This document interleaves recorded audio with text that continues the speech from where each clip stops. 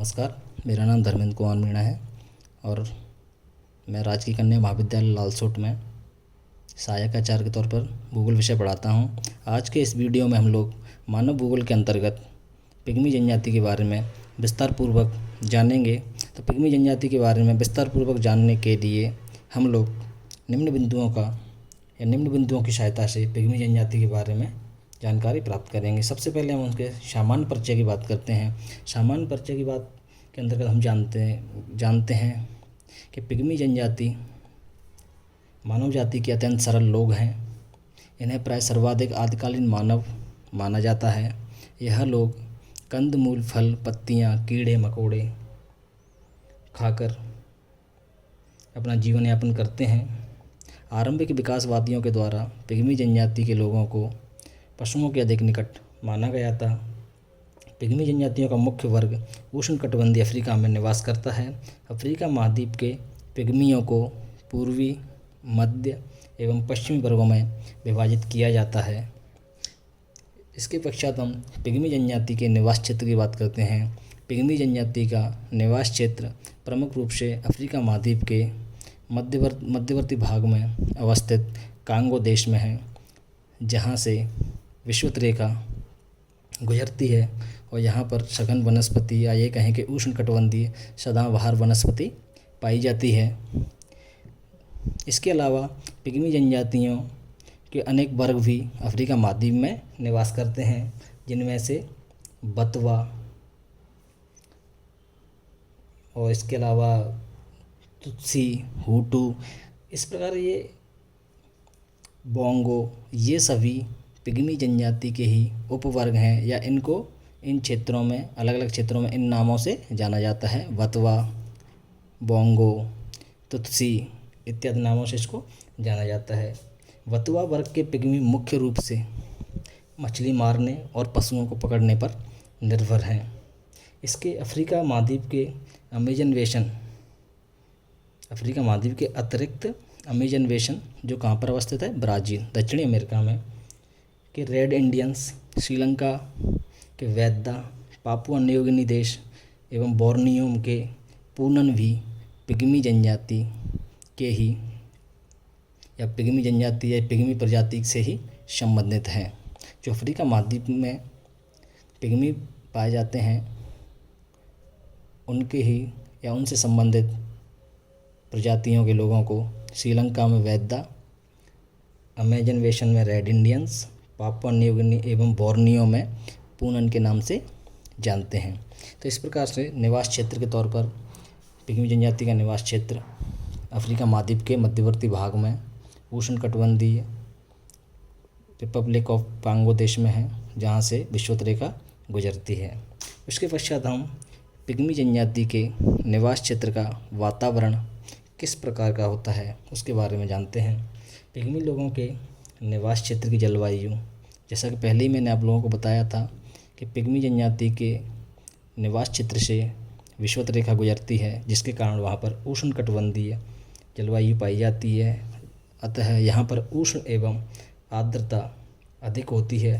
तापमान वर्ष भर 26 डिग्री से एवं 30 डिग्री के मध्य रहता है। वर्षा का वार्षिक औसत 250 सेंटीमीटर से अधिक होता है। वर्षा रोजाना दोपहर के बाद होती है। यहाँ पर सघन, लंबे एवं कठोर लकड़ी वाले वन पाए जाते हैं। इन वनों में अनेक प्रकार के विशालकाय जानवर पाए जाते हैं एवं जहरीले कीड़े मकोड़े भी पाए जाते हैं। उसके पश्चात हम पिग्मी जनजाति के लोगों की शारीरिक संगठन के बारे में जानते हैं। पिग्मी जनजाति के लोगों का कद छोटा होता है। सामान्यतः इनकी ऊंचाई 1.33 मीटर से 150 या 1.50 मीटर के आसपास होती है। इनकी चमड़ी का रंग पीलापन अथवा भूरे रंग का या गहरे भूरे रंग का होता है। इन जनजाति के लोगों के जबड़ा बाहर की ओर निकला हुआ, नाक चपटी होती है, आँखें बड़ी, बाल काले एवं छल्लेदार होते हैं। पिग्मी जनजाति के लोग बड़े बलवान, निर्भीक एवं साहसी होते हैं। ये लोग पेड़ों पर चढ़ने में बड़े चतुर होते हैं। इनकी स्मरण शक्ति भी तेज होती है, क्योंकि यह लोग विदेशी लोगों के प्रति शंकालु होते हैं या संकोची होते हैं। उनको देखते ही यह लोग वनों में अंदर की ओर भाग जाते हैं। इसके पश्चात हम पिग्मी जनजाति के लोगों का भोजन की बात करते हैं। पिग्मी लोगों का भोजन प्राय जंगली फल, कंदमूल, शहद, शिकार किए गए पशुओं के मांस तक ही सीमित है। कभी कभी निकटवर्ती नदियों से ये लोग मछली भी पकड़ लेते हैं। सामान्यतः यह लोग कच्चा मांस ही खाते हैं। इसके अलावा यह लोग दीमक, चींटियाँ, जुएँ, मधुमक्खियों को भी खाते हैं।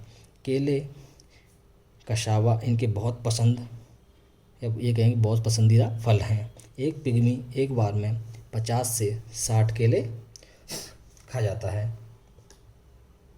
जिस खाद्य पदार्थ को ये लोग सीधा नहीं खा पाते, उसे ये लोग हरे बांस की लंबी नलिकाओं में पकाते हैं। शिकार को फंसाने के लिए पिग्मी फंदे और झटकेदार फंदों का उपयोग करते हैं।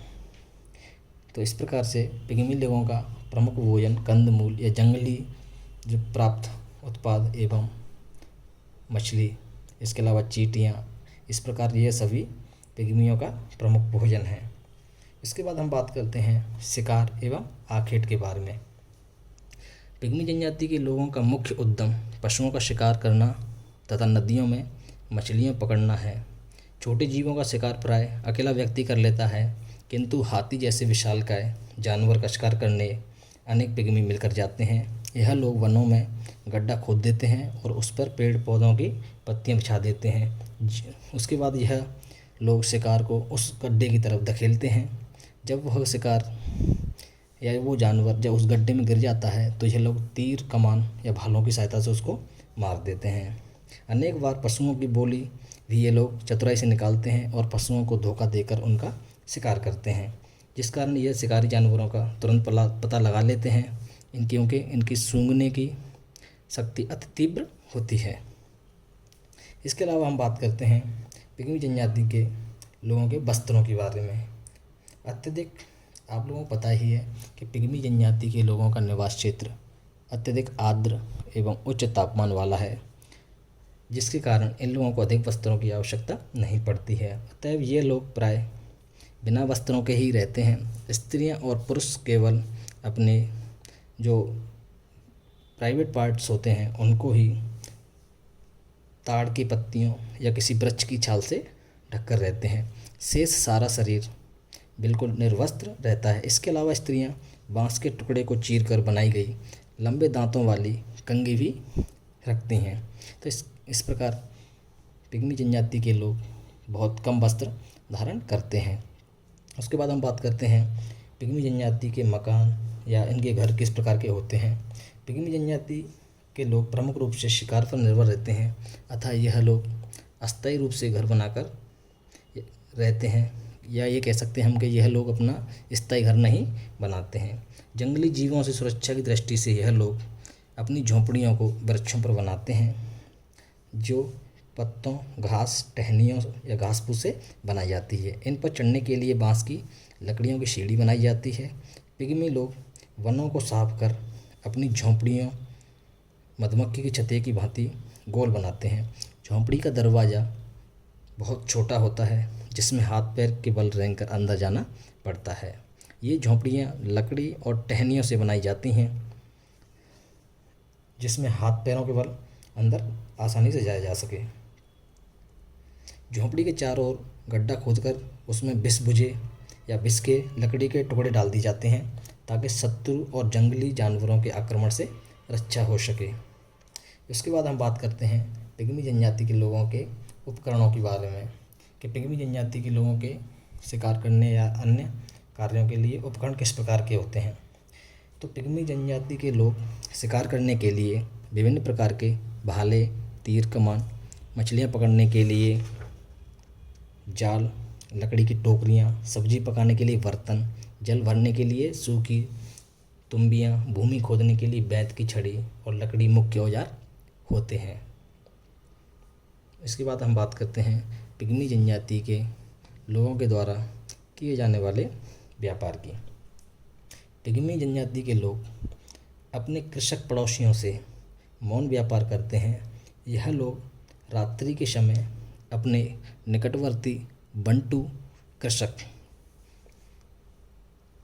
पड़ोसियों की बस्ती में जाते हैं और निश्चित स्थान पर पत्तियों में लपेटकर मांस रख के आते हैं। दूसरे दिन उसी स्थान पर इनकी आवश्यकता की कृषि उपज रखी मिलती है, उसे ये लोग उठा लाते हैं, क्योंकि दोनों समूह एक दूसरे की परंपरागत आवश्यकताओं को जानते हैं। जब कभी मांस की तुलना में सामान कम होता है तो यह लोग सामान को हाथ नहीं लगाते हैं जब तक कि उस सामान के बराबर वहाँ पर दूसरा पक्ष सामान ना रख दे। अर्थात दोनों पक्ष सहमत होते हैं तभी एक दूसरा लोग आपस में सामान की अदला बदली करते हैं। इस प्रकार से पिग्मी जनजाति के लोग अपने बंटू कृषक जनजाति के लोगों से मौन व्यापार करते हैं। उसके बाद हम बात करते हैं पिग्मी जनजाति के लोगों की सामाजिक व्यवस्था के बारे में कि सामाजिक व्यवस्था पिग्मी जनजाति के लोगों की किस प्रकार की है।